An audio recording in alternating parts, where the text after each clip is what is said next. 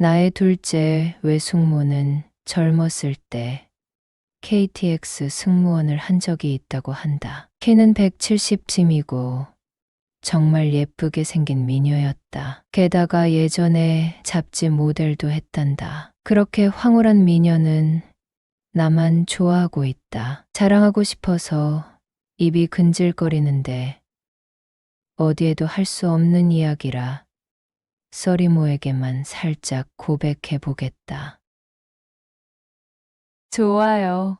구독 부탁드려요. 외숙모는 외삼촌과 나이 차이가 많이 난다. 지금도 외숙모를 바라보는 외삼촌의 눈에는 꿀이 뚝뚝 떨어지고 보이지 않는 하트가 뿅뿅 나올 정도이다. 엄마는 외동딸이고 2살 어린 남동생이 있다. 엄마는 외삼촌과 사이가 무척 좋았는데 외삼촌은 꽤 늦은 나이에 결혼을 했다. 내가 어릴 적 꽤 넓은 집에 살았는데 나당의 화단을 잘 가꾸어 놨었다. 외삼촌은 봄이 되면 우리 집에 놀러 와서 흙을 갈아엎고 상추 모종을 심고 한 켠에는 꽃씨를 뿌렸다. 한 달이 지나면 상추잎이 손바닥보다 더 커졌다. 엄마는 그때 외삼촌을 불러 고기 파티를 했다. 외삼촌은 나를 꽤 예뻐했고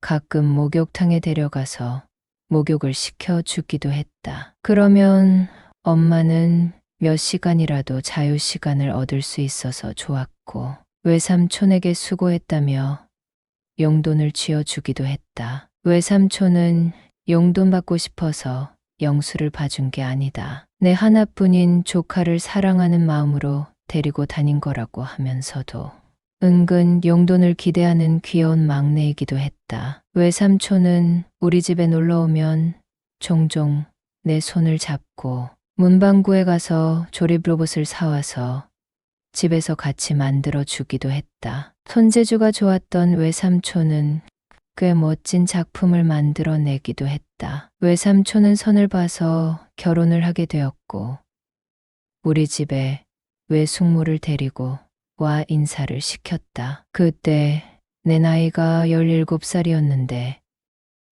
외삼촌보다 훨씬 어린 외숙모는 참 고운 사람이었다. 외삼촌은 결혼한 지 1년 후에 사업차 대전으로 이사를 갔고 건강한 아이를 낳았다. 엄마는 드디어 자기에게도 조카가 생겼다며 같이 가보자고 했고 나는 엄마를 따라 산부인과에 갔다. 그때가 고등학교 2학년 말이었는데 학원도 빠지고 사촌 동생을 보러 갔다. 나를 끔찍하게 사랑하는 외삼촌의 아기라니 너무 보고 싶었고 쌈짓돈으로 사촌 동생의 옷을 사들고 산부인과에 갔다. 외숙모는 얼굴이 부어 있었지만 여전히 미인이었다. 사촌 동생은 너무나 귀여워서 사진을 찍어왔다. 나는 열심히 공부를 했고 대전에 있는 대학에 들어가게 되었다. 외삼촌은 대전에서 사업을 하고 있었는데 매출이 점점 늘고 있다며 싱글벙글했다. 나는 학교 기숙사에 들어가고 싶었지만 아쉽게도 기회가 닿지 않았고 엄마는 외삼촌에게 연락을 해서 내달 하숙비를 줄 테니 방 한 칸 내줄 수 있냐고 물었다. 외삼촌은 당장 오라고 했고 외숙모가 나를 더 기다리고 있다고 했다. 나는 미안한 마음으로 외삼촌 집에서 살게 되었다. 사촌 동생은 너무도 귀여웠고 쫑알쫑알 말을 하기 시작했다. 외삼촌은 같이 살아보고 정 불편하면 원룸을 얻어 나가라고 했다. 나는 외숙모가 불편해할까 봐 외삼촌이 나를 봐줬던 시절을 떠올려 봤다. 외숙모에게 도움이 될 일이 뭐가 있을지 생각해 보니 외삼촌이 엄마에게 그랬듯이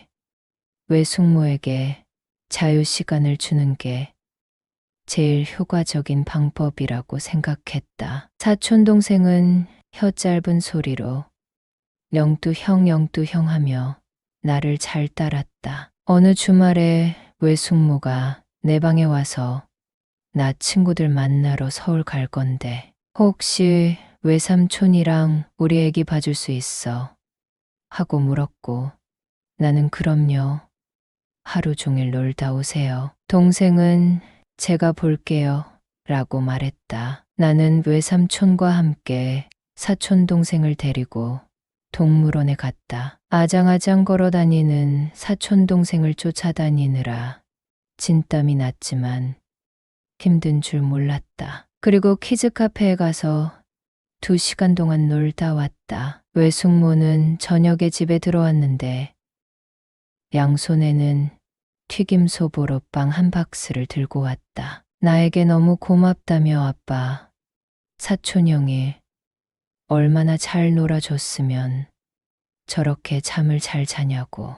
아무 걱정 없이 서울에 다녀올 수 있었다며 상기된 표정으로 말했다. 서울 토박이인 외숙모는 대학 친구들과 오랜만에 만났다며 가끔 서울 나들이 하고 싶다고 했고 나는 얼마든지 다녀오시라고 했다. 외숙모는 고맙다며 내 어깨를 두드려줬고 나는 순간 묘한 느낌을 받게 되었다. 그리고 다행히 티가 나지 않았지만 나의 남자가 반응했다. 그날 외숙모의 옷차림은 무척 세련돼 보였고 옷에서 풍기는 섬유유연제 향기도 달콤했다. 사촌 동생과 종일 놀다 보니 에너지가 소진됐고 얼른 자야겠다고 생각하던 때였다. 외삼촌은 거래처에서 연락이 왔다며 술 한잔하고 오겠다고 하고 외출했다. 외숙모는 내 방문을 노크했다. 손에는 맥주와 과일이 있었다. 물어보지도 않고 술 들고 와서 미안해. 우리 가볍게 한잔할까?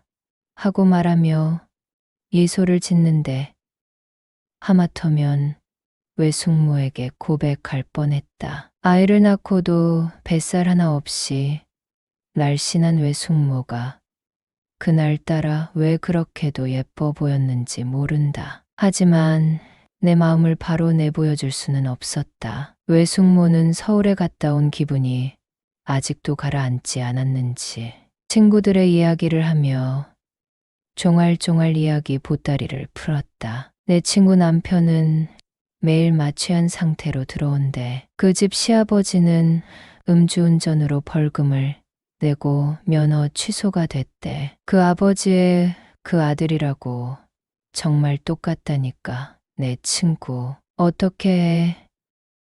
남편이 한 달 동안 마시는 술값이 100만 원이나 든대라고 했다. 외삼촌은 사업 때문에 술자리는 많이 가져도 술을 많이 못 마시는 스타일이다. 우리 외할아버지, 외할머니가 술을 못 드시잖아요. 술 많이 먹으면 돈도 많이 쓰지만 사고를 치게 되니까 술을 못 먹는 게 차라리 나아요. 그러고 보면 외삼촌이 술 문제로 속 썩인 적이 없으니 외숙모는 결혼 하나는 진짜 잘한 것 같아요 하고 대답했다. 외숙모는 영수는 여자친구 있어. 집에 늘 일찍 오던데 영수같이 멋진 남자는 학교에서 인기가 많을 것 같아. 아뇨. 학교에 마음에 드는 여자는 없고 짝사랑하는 여자는 있어요. 진짜 짝사랑이라니 너무 낭만적이다. 궁금해. 누구야? 말해봐. 어서 하고 설레 발을 치는데 맥주 한 캔을 원샷하고 외숙모의 눈을 바라봤다. 바로 외숙모예요. 외숙모는 눈을 동그랗게 뜨고 나를 바라봤다. 아니 이게 무슨 말이야? 나를 진짜 하고 되물었고 네. 여기서 살면서 외숙모가 여자로 보였어요. 진작에 고백하고 싶었는데 낭설이고 있었어요.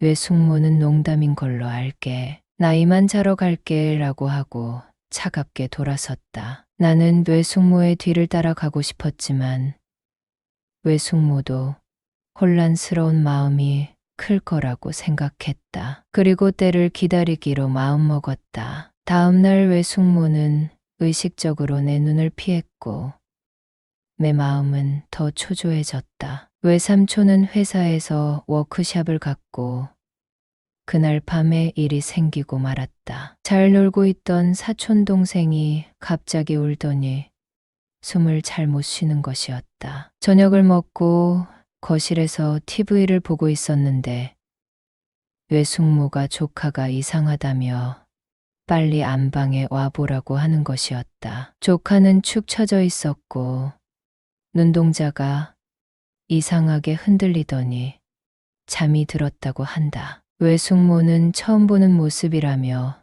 발을 동동 굴렀고 나는 택시를 불러 근처 대학병원 응급실로 갔다. 조카의 열을 재보니 39.8도였고 의사 말로는 열경련을 한 것이라고 했다. 열경련은 열이 내리면 괜찮은 것이니 수액을 맞으면서 얼음찜질을 하고 돌아가라고 했다. 외숙모는 외삼촌이 없는 와중에 아이가 아팠다며 놀란 마음에 엉엉 울기 시작했고 나는 그런 외숙모의 어깨를 다독거려줬다. 몇 시간이 지나자 사촌 동생의 열은 38도 아래로 떨어졌고 병원에서 약을 처방받고 집으로 돌아왔다. 외숙모는 사촌 동생을 재우고 내 방에 들어왔고 너무 고맙다고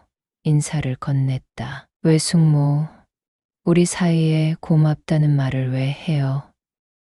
당연히 병원에 같이 가는 거죠. 그나저나 너무 놀랬을 텐데 좀 쉬세요 하고 대답했다. 그런데 외숙모는 뭔가 할 말이 있다는 듯 머뭇거렸다. 그렇지만 너무도 지쳐 보였다. 나는 외숙모를 도울 일이 있나 생각해 봤다. 나는 집안일을 했고 사촌 동생은 정상 컨디션을 회복했다. 그런데 아이를 돌보느라 지쳐 있었던 외숙모는 몸살이 나고 말았다. 공교롭게도 외삼촌은 출장을 갔고 나는 조카와 외숙모를 태우고 근처 내과에 외숙모를 내려줬다. 여러분은 써리모의 영상을 재미있게 듣고 계십니다. 여러분은 외숙모 수액 다 맞고 전화 주세요. 제가 모시러 갈게요. 응, 너무 고마워. 영수야, 나는 집에서 사촌 동생을 돌보며 외숙모의 눈빛이 무엇일까 생각해 봤다. 내 마음을 알아준 것일까? 외숙모, 몸이 회복되면 진지하게 말해볼까? 이만 접을까?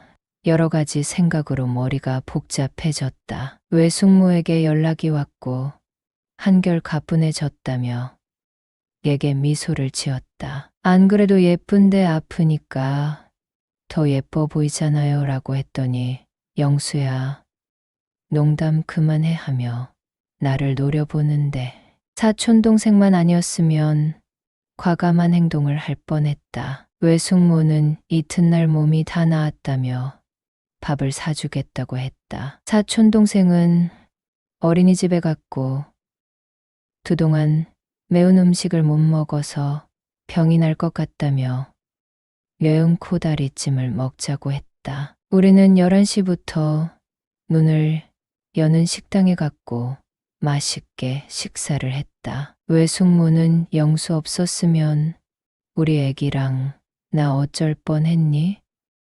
너무 고마워. 오늘은 외숙모가 커피도 살게라고 말하며 웃었다. 외숙모, 내 앞에서 웃지 마요. 자꾸 마음이 이상해져요.